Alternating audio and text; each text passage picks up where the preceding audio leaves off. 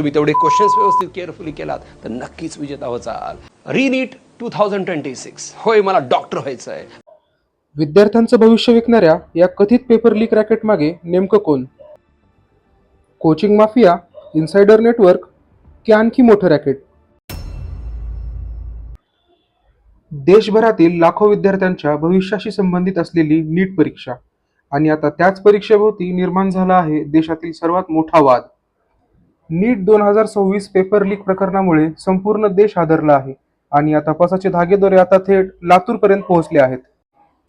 लातूर, ज्याला देशभरात coaching hub आणि लातूर पॅटर्न म्हणून ओळखलं जातं, दरवर्षी हजारो विद्यार्थी डॉक्टर होण्याचं स्वप्न घेऊन इथे येतात. माहितीनुसार नीट 2026 परीक्षेपूर्वी काही विद्यार्थ्यांना प्रश्नपत्रिकेशी मिळती जुळती प्रश्न उपलब्ध झाल्याची चर्चा सुरू झाली. यानंतर सोशल मीडियावर काही टेस्ट सिरीज आणि मूळ प्रश्नपत्रिकेमधील प्रश्नांमध्ये साम्य असल्याचे दावे व्हायरल झाले. विशेषतः RCC म्हणजेच रेणुकाई केमिस्ट्री क्लासेसच्या टेस्ट सिरीजमधील काही प्रश्न आणि नीट प्रश्नपत्रिकेमध्ये साम्य असल्याचा संशय व्यक्त करण्यात आला. या प्रकरणाने वेग घेताच CBIने तपास सुरू केला आणि लातूरमध्ये चौकशीसाठी विशेष टीम. तपासादरम्यान काही शिक्षक, कर्मचारी आणि संबंधित व्यक्तींची चौकशी करण्यात आली. Mobile phone, laptop, call record आणि डिजिटल डेटा तपासण्यात आला. तपास यंत्रणेकडून आर्थिक व्यवहार, संपर्क आणि कोचिंग नेटवर्कची साखळी तपासली जाऊ लागली.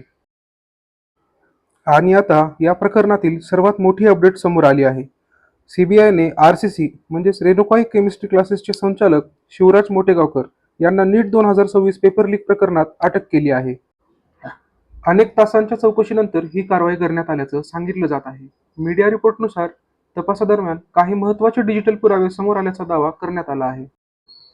कथित प्रश्नपत्रिकेशी संबंधित माहिती मोबाईल डिव्हाइस आणि संपर्कांमधून मिळाल्याचंही सांगितलं जात आहे. दरम्यान या प्रकरणाचे कनेक्शन फक्त लातूरपुरते मर्यादित नसून इतर राज्यांपर्यंतही या नेटवर्कचे धागेदोरे पोहोचल्याचा संशय व्यक्त केला जात आहे. पेपर लीकमध्ये नेहमी फक्त प्याद्यांवर कारवाई होते, पण मोठे चेहरे कायम पडद्यामागे राहतात. कायद्यातील पळवाटा, पैशांची ताकद आणि नेटवर्कमुळे अनेक मोठी नावं सहज बचावतात.